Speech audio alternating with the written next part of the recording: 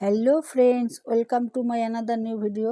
বন্ধুরা, আজকেও আমি আরও একটি রেসিপি তোমাদের সঙ্গে শেয়ার করতে চলে এসেছি।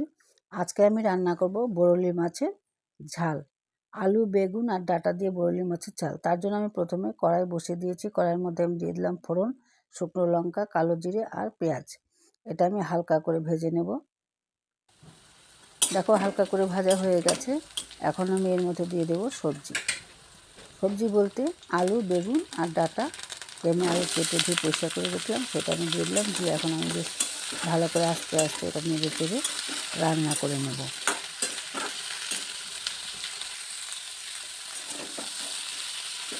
সবজিগুলোকে বেশ করে আমি ভেজে রান্না করে নেব।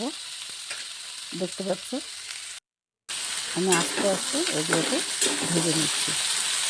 সবজিগুলোকে ভাজা হয়ে গেলে তারপর আমি একে একে এর মধ্যে মশলা দিয়ে দিই। দেখো, সবজিগুলো কিন্তু আমার ভাজা হয়ে গেছে। এবারে আমি দিয়ে দিচ্ছি বাটা মশলার মধ্যে আমি পেঁয়াজ, পাকা কাঁচা লঙ্কা আর 2 কোয়া রসুন বেটেছিলাম। এই মশলাটা আমি এখন দিয়ে দিলাম। দিয়ে আমি খুব ভালো করে নেড়েচেড়ে কষিয়ে নেব। খুব ভালো করে আমি নেড়েচেড়ে কষিয়ে নিচ্ছি। এবার আমি এর মধ্যে দিয়ে দেবো, কষানো হয়ে গেছে। এবারে এর মধ্যে আমি দিয়ে দেব জিরের গুঁড়ো, লঙ্কার গুঁড়ো, হলুদ গুঁড়ো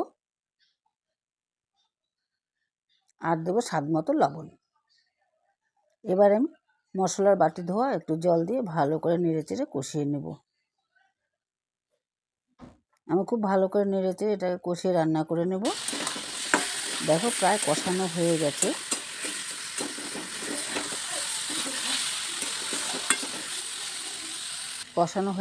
এখন আমি এর মধ্যে দিয়ে দেব পরিমাণ মতো জল। আমি দিয়ে দিলাম পরিমাণ মতো জল।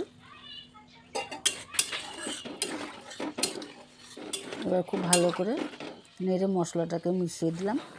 এখন ঝোল ফোটার অপেক্ষায় থাকবে।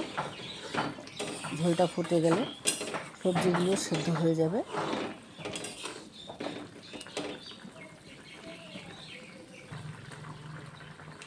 এবার আমি এর মধ্যে দিয়ে দিচ্ছি সামান্য একটু চিনি দিয়ে আমি একটু ভালো করে নেড়ে চেড়ে দিলাম।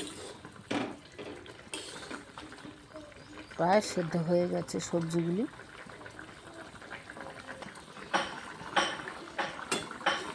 এখন আমি একটু দেখে নেব সবজিগুলো কতটা সেদ্ধ হয়েছে। দেখো, ডাঁটা একদম সেদ্ধ হয়ে গেছে, আলুও সেদ্ধ হয়ে গেছে। তার মানে বরলি মাছের ঝালটা কিন্তু আমার প্রায় রেডি। এবার আমি এর মধ্যে আমি যে আগে থেকে বরলি মাছগুলি ভেজে রেখেছিলাম, সেই মাছগুলি আমি এর মধ্যে দিয়ে দিলাম।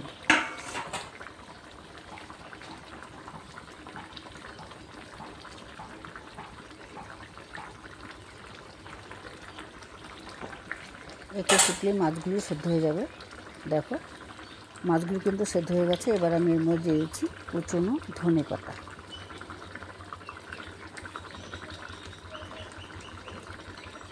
কুচনো ধনেপাতা আমি এর মধ্যে দিয়ে দিলাম। আরও কয়েক সেকেন্ড আমি এটাকে জাল করে নেব। দেখো, ধনেপাতা দিয়েছি। এবারে আমি এর মধ্যে দিয়ে দেবো কয়েকটা চেরা কাঁচা লঙ্কা।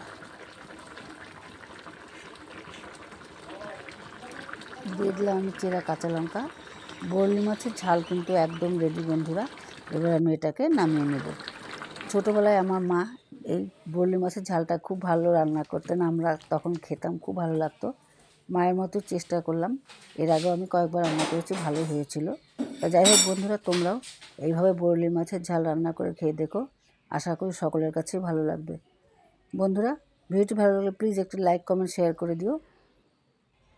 আর যারা আমার চ্যানেলটিকে এখনও সাবস্ক্রাইব করোনি, প্লিজ প্লিজ প্লিজ তোমাদের কাছে অনুরোধ, তোমরা একটি সাবস্ক্রাইব করে দিও। তোমাদের একটি লাইক, একটি সাবস্ক্রাইব আমাদেরকে অনেক দূর নিয়ে যেতে সাহায্য করবে। তো দেখো বন্ধুরা, আমার কিন্তু রান্না শেষ। এখন আমি খেতে বসবো। পালং শাক ঘন্ট, বেগুন ভাজা আর সাথে বরলি মাছের ঝাল। তা বন্ধুরা, ভিডিওটি কেমন লাগলো আবারও বলছি, প্লিজ একটি লাইক করে দিও। আবার দেখা হচ্ছে পরবর্তী ভিডিওতে। ততক্ষণে তোমরা সুস্থ থেকো, ভালো থেকো আর এইভাবে আমার পাশে থেকো। ধন্যবাদ।